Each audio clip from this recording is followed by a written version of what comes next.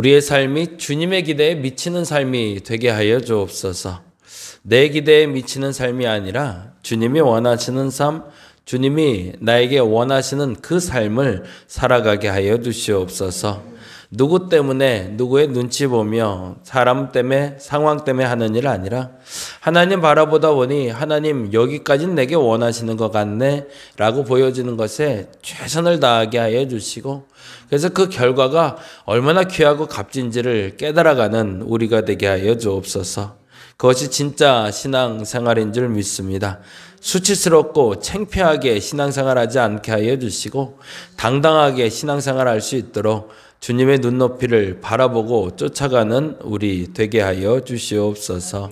새롭게 시작되는 이번 한 주가 하나님 앞에 그렇게 드려지길 원하며 한 날 한 날의 기도가 그렇게 쌓여 하나님의 원대한 꿈 같이 이루기를 원하오니 하나님 동참시켜 주시옵소서.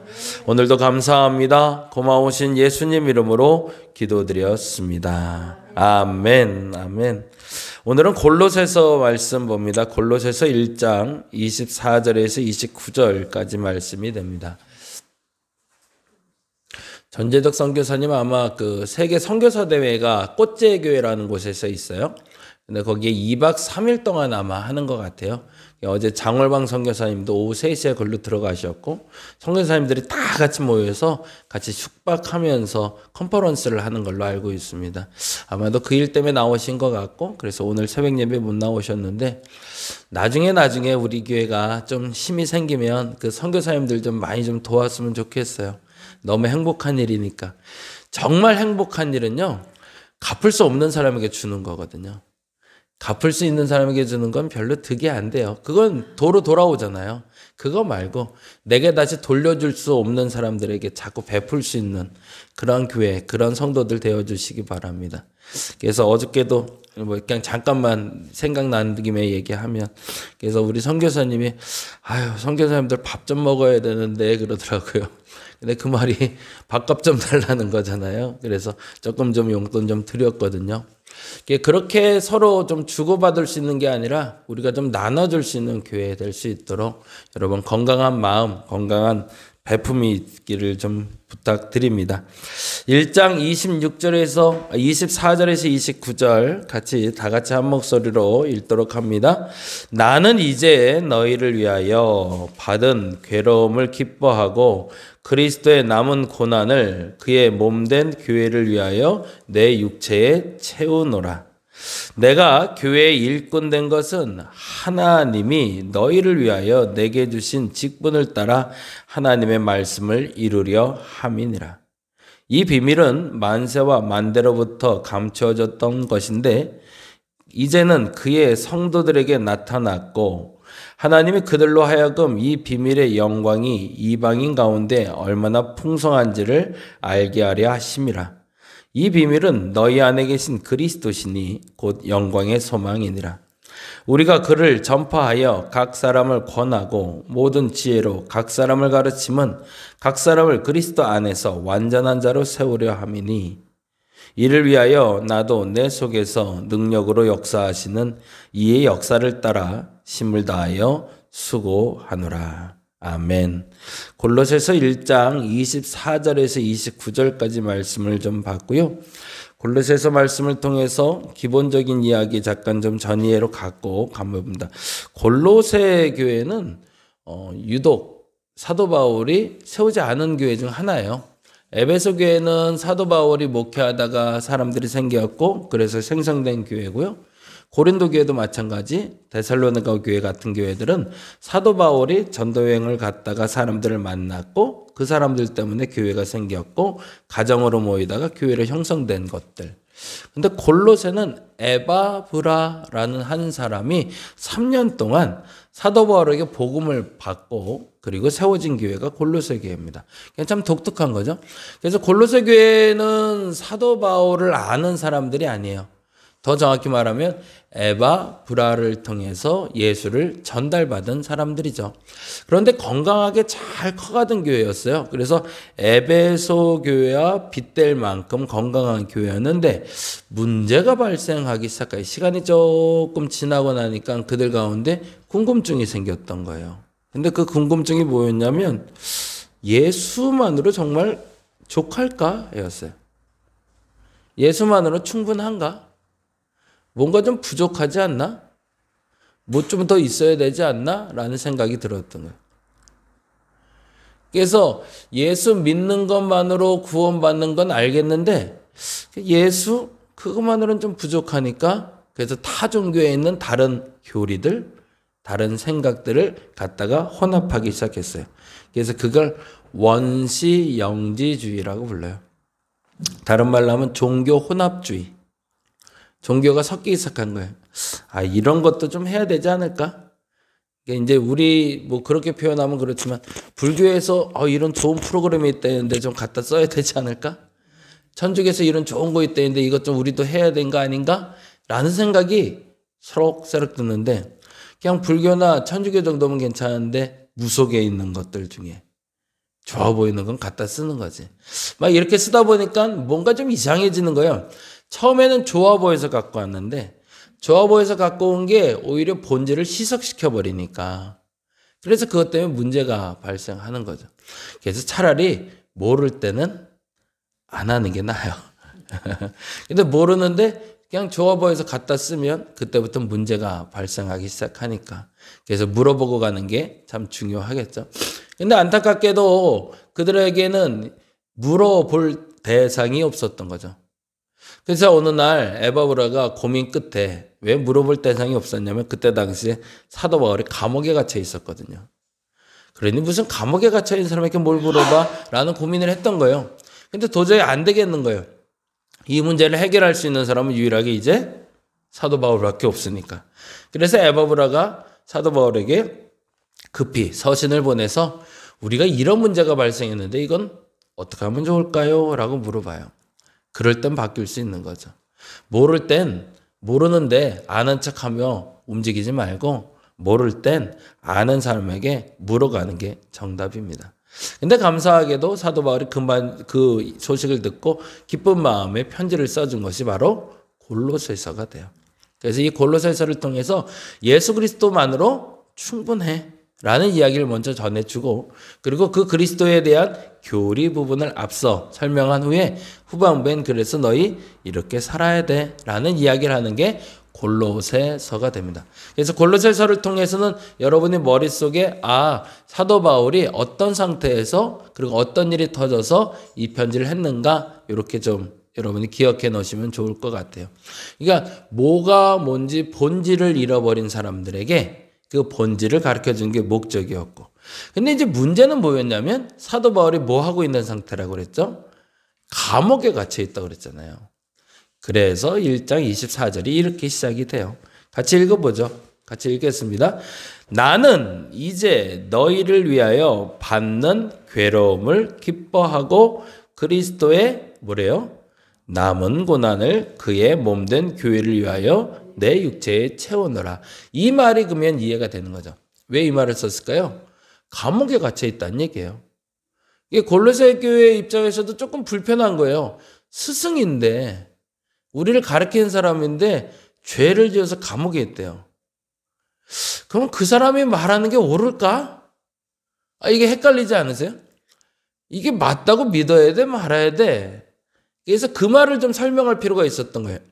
내가 왜 감옥에 갇혔는지 그리고 내가 감옥에 갇혀서 뭘 하고 있는지 그걸 설명할 필요가 있었던 거죠. 그래서 그 표현을 이렇게 하고 있는 거죠. 나는 이제 너희를 위하여 받는 괴로움에 기뻐하는데 그건 뭐예요? 내가 감옥에 갇힌 이유는 뭐 때문이다? 너희에게 복음을 전한 것 때문이다라는 거죠. 너희에게 복음을 전한 것 때문에 내가 지금 감옥에 갇혔고 그리고 감옥에 갇힌 궁극적인 원인은 뭐다? 그리스도의 남은 고난을 그의 몸된 교회를 위하여 내 육체에 채우는 거래요. 내가 감옥에 있어서 감옥에서 고난당하는 것이 오히려 그의 몸된 교회를 세우는 도구가 되는 걸 내가 안다라는 거죠. 왜? 정당하게 변론할 수 있는 계기를 마련했고 지금 너희들에게 편지하는 것처럼 이렇게 편지할 수 있으니 내가 당당하게 왜 내가 죄가 있어 감옥에 갇힌 것이 아니라 그 죄가 없다는 것을 증명하기 위해서 감옥에 갇혔다라고 사도 바울이 얘기하고 있는 거죠. 이 반어법이 참 재밌지만 어려운 단어긴 하지만 저와 여러분에게도 동일한 고백 됐으면 좋겠습니다. 어저께는 그 주일 설교하다가 좀 시간을 조금 맨날 그래요. 조금만 더 설명할 걸. 이게 그럴 때가 가끔 있어요. 그래야 오해가 없었는데라고 생각했던 게 뭐냐면 자발성이었어요. 자발성. 그 얘기를 계속 강조하고 싶었거든요. 신앙생활은 스스로 해야 되는 거다. 거기서 진짜 빛이 난다라는 생각이었어요. 그리고 그 얘기를 계속 전달하고 싶었는데 사도 바울은 누가 시켜서 고난당한 게 아니거든요. 자기가 하고 싶어서 한 건 아니에요, 사실은. 근데 스스로 그거를 선택한 거죠. 근데 그 고난이 기쁨이 된다는 걸 본인이 알고 있었기 때문입니다. 누구든 힘들지 않겠어요? 누구든 고통당하는 게 어렵지 않겠어요? 근데 그 고통 너머에 있는 복이 뭔지를 아니까 그러는 거죠. 어제 우리 큰애가 오늘부터 이제 중간고사 시작이거든요. 아이고, 고마워요. 책상 머리에 앉아서 안 일어나더라고요. 얼마나 고통스럽겠어요. 놀고 싶고, 딴짓하고 싶은데. 근데 딱 교회 갔다 오자마자부터 앉아서 책상에서 공부하더라고요. 왜요? 본인이 그래야 되는 걸 알거든요. 그 고통이 끝나야 시험 점수가 좋다는 걸 알잖아요. 신앙생활도요, 이게 제발이란 표현을 제가 안 썼으면 좋겠는데, 시켜서 하는 신앙생활 하지 말고, 알아서 하는 신앙생활 됐으면 좋겠어요. 근데 알아서 하는 신앙생활이라고 몸이 고되지 않는다는 건 아니에요. 몸이 고돼요. 몸도 힘들고 마음도 힘들 수 있어요. 그런데요, 그게 나중에 궁극적으로 기쁨이 되는 걸 알거든요. 그래서 하는 게 신앙생활이잖아요. 그래서 눈치껏 남들에게 그냥 방해주지 않고 내가 스스로 할 수 있다면 당당하게 그 일을 여러분이 좀 감당해 주시기를 부탁드립니다. 제발 부탁드려요. 스스로 알아서 해 주시기 바랍니다. 근데 이제 어제 그 얘기를 하다가 제가 조금 설명이 덜 됐다고 생각한 게 뭐냐면 오늘 본문 때문에 그래요. 그래서 그 본문을 고민하고 있는데 때마침 보여서 그 얘기는 좀 해야 될 것 같아서요. 28절, 29절인데 같이 한번 읽어보죠. 28절, 29절. 같이 한번 읽어봅니다. 우리가 그를 전파하여 각 사람을 권하고, 거기 동그라미 쳐놓죠.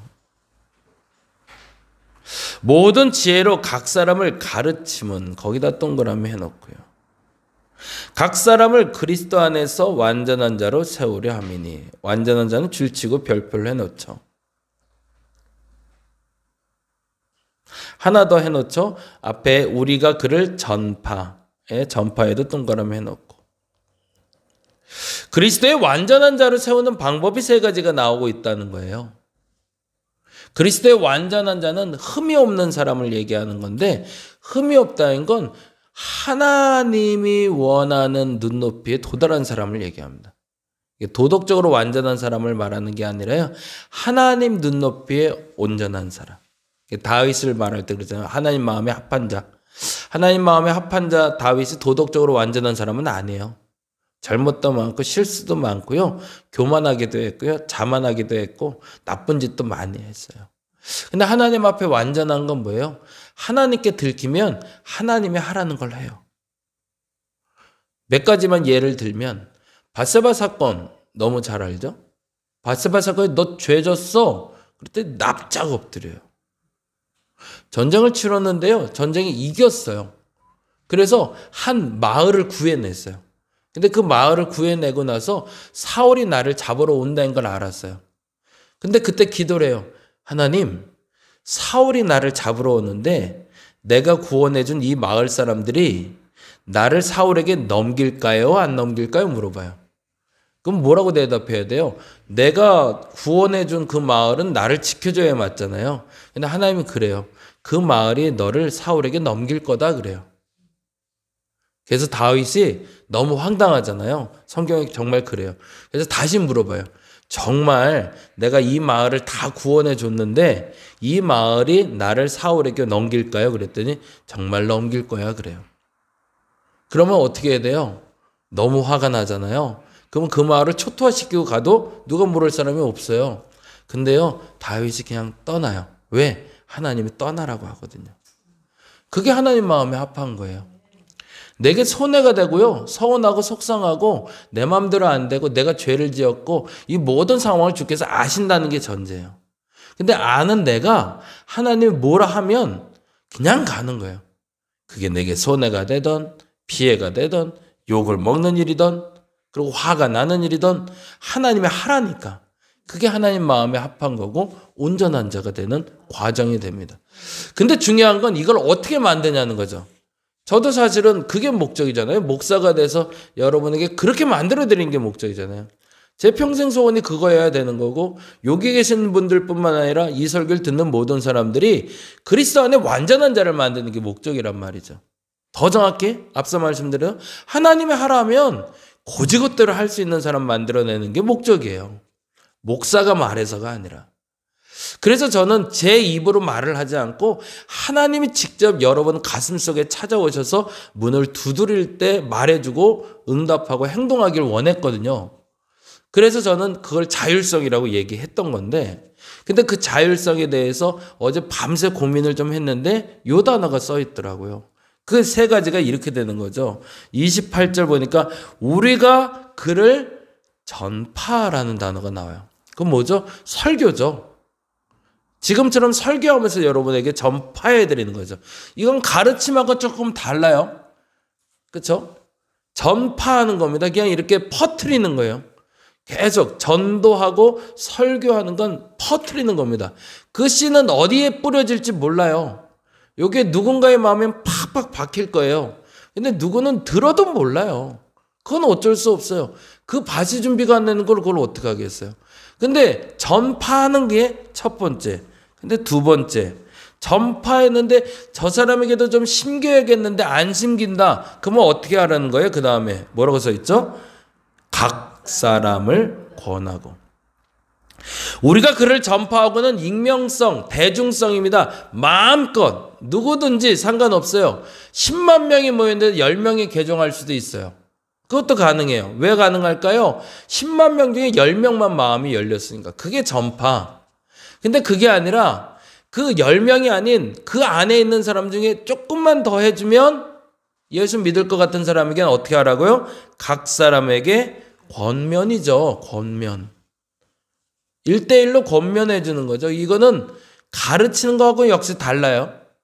그냥 가서 이것 좀 해줄래? 라고 얘기해 주라는 거죠. 이것 좀 해줄 수 있어? 라고. 어저께는 그 얘기를 이제 빗대서 그 얘기 했는데 우리 지난주부터 반주자가 새로 생겼거든요. 야, 얼마나 큰 복인지 몰라요. 근데 그게 자율성이면 더 좋은 거지만 그래서 그 친구에 권했고요. 그 친구가 기쁜 마음으로 응해 줬어요. 그게 권하는 거죠. 강제, 명령이 아니라 요청. 근데 그랬을 때 응해주면 그 또한 감사. 그리고 또 하나 지금 나오는 게 세 번째죠. 그래서 여기서 제가 걸리는데 이건 조금 더 묵상을 해보려고 그래요. 같이 한번 읽어볼게요. 28절 다시 한번. 우리가 그를 전파하여 이건 대중성, 익명성 그리고 각 사람을 권하고 이건 1대1 권면.